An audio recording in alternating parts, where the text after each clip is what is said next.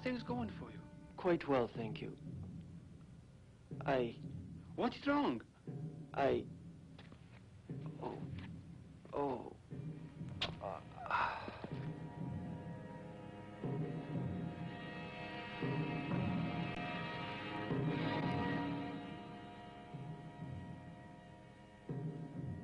What had happened? One of his brothers secretly poisoned his food. It was a deadly poison, and the doctor said Sundar could not possibly live. He died? He lived. It was a miracle, Ram. The doctor was so amazed, he himself became a Christian. It's quite a story, Sushil. Next to the Bible itself, the story of Sadhu Sundar Singh has been the greatest single influence on my life.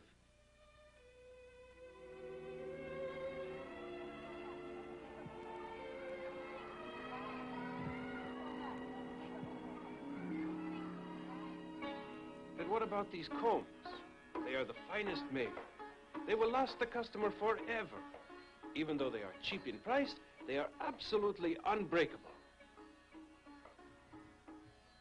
Unbreakable, you say?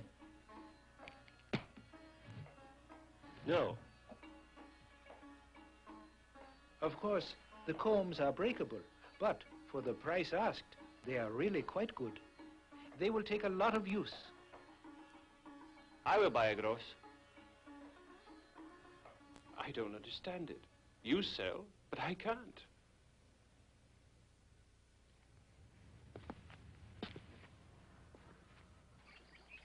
Why is it? I suppose it is because you are a Christian. If I believed like you, would it help me to sell better? You are honest. I am dishonest. I admit it. I've seen holy men do things that didn't seem right. Honesty is a gift from God. I was once a very dishonest person, but my heart has been changed. You should become a sadhu.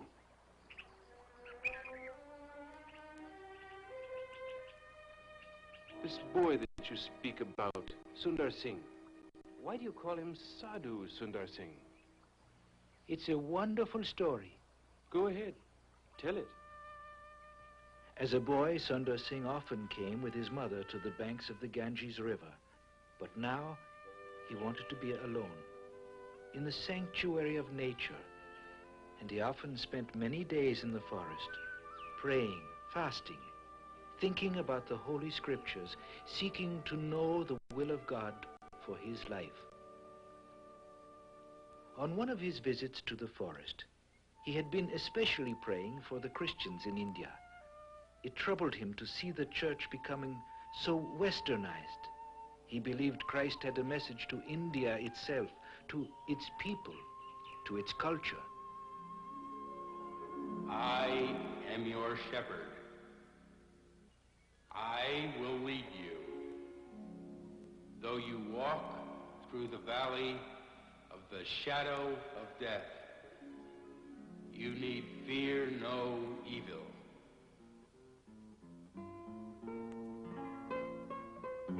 He set out immediately upon what was to become one of the most humble but most wonderfully effective ministries the Church of Jesus Christ has experienced since the days of the New Testament.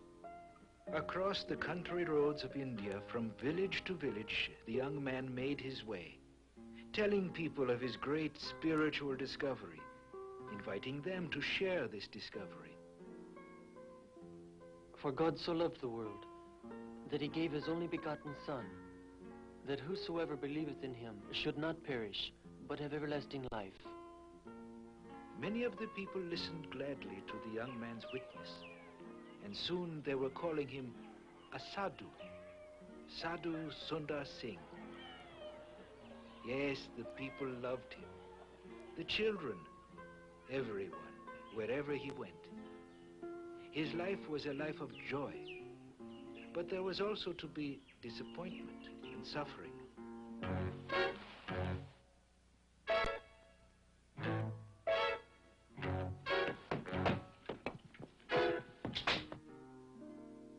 He loved the cities and he loved the villages of India, but a deep restlessness troubled his heart. He wanted to carry the gospel where few, if any, ever brought its tidings. And so he headed north, toward Kashmir and the foreboding borders of Afghanistan. He wanted someday to bring the message of Christ high into the towering Himalayas, into forbidden Tibet. Year after year, he continued his journey, coming to be known as the Apostle of the Bleeding Feet, the Apostle of the Bleeding Feet and the Burning Heart.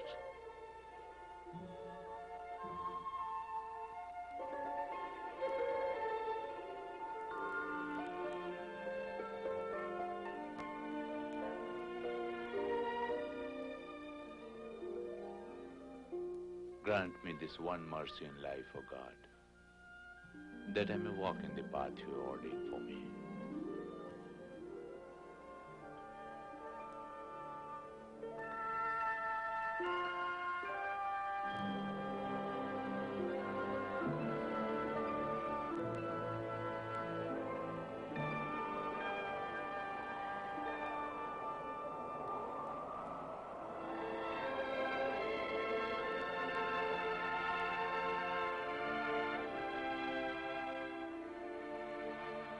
The Sadhu had many adventures, some of them almost beyond belief.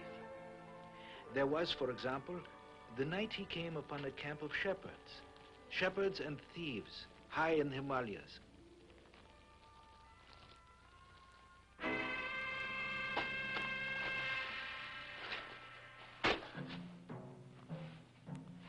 May God bless you, my brother. Many times like this, often unexplainably, the Sadhu's life was spared.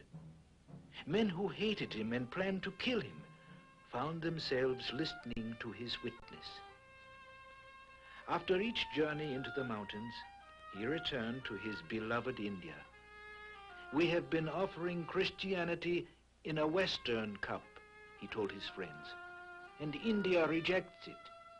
But when we offer the water of life in an Eastern bowl, our people will take it gladly. He that believeth in me shall not walk in darkness, but shall have the light of life. But while many listened to his message, others protested, sometimes violently.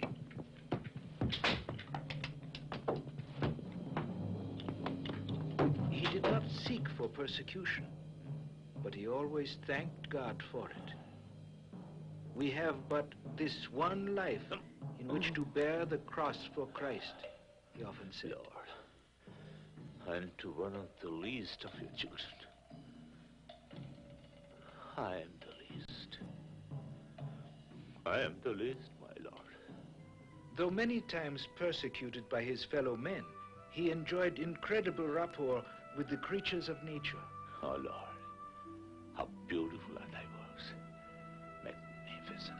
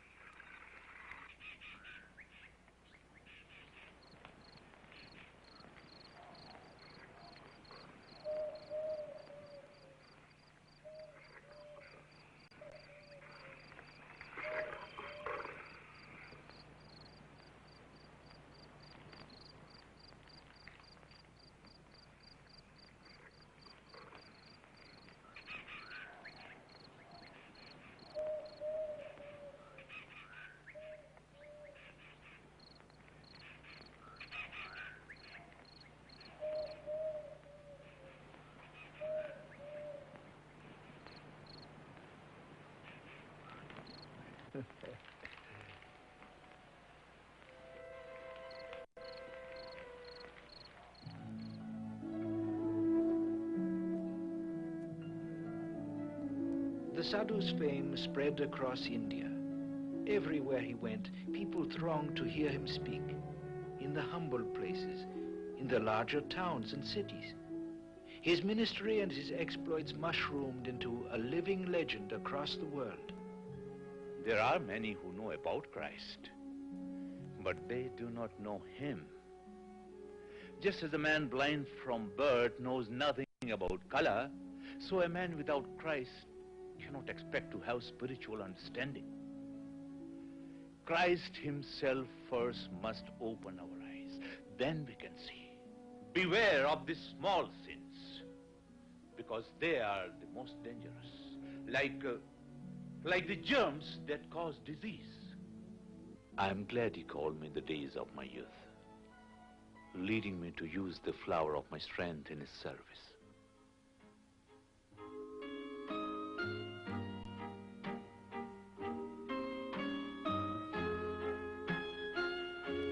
In 1920, he made his first visit to England, going on from there to America. The largest churches and halls were filled to capacity wherever he went. There is no secret to the search for truth. In my own searching, my prayer to God was to reveal the truth to me. This he did in the one who is the way, the truth, and the life. Unless you shut your eyes to the tumult and clamor of the world and desire imaginatively to meet our Lord and have fellowship with him, you cannot expect to hear his wonderful voice. I want no followers. I am myself but a follower of Christ. It disturbs me to find such a fragmentation of the church in the Western world. Peace and quiet should follow knowing Christ, and not tumult and dissension. Everywhere people asked questions. The Western world had never had a visitor quite like this before. We have a saying in my country that men are flowers in God's garden. I like that. And just as the flower receives its strength and beauty from communion with the sun, so too, Christ is the Son of righteousness. And my communion with God is directly through him. I do not worship nature, though I marvel at God's handiwork. Nature is a physical realm, where you might say, we see the work of his hands. One might see the work of a great artist and call it wonderful. But to know the artist himself is a different matter. These are the only clothes I have. And my dress and beard are contemporary. I live the life of a normal sadhu in my country. I prefer to be there, in my beloved India, among the people so near to my heart. I'm here by invitation. My dear friend, there are multitudes of very wonderful people in my country. And I've met many who, I must frankly say, show more grace and goodness in their lives than I've found in some people here in the Western world. In whatever culture you find him, man is capable of great goodness. But all our righteousnesses are as filthy rags, the Bible tells us. My Father, I thank you for sending me to Europe and America.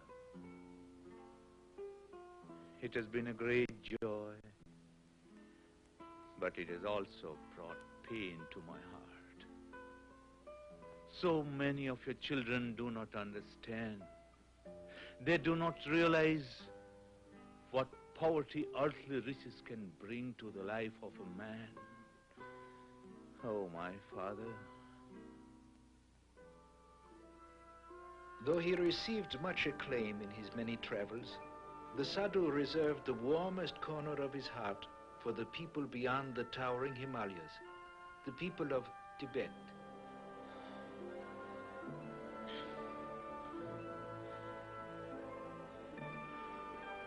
I thank you for getting me so far, Lord.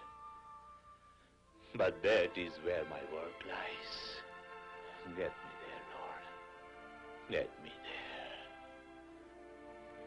there. Up into the snows he went,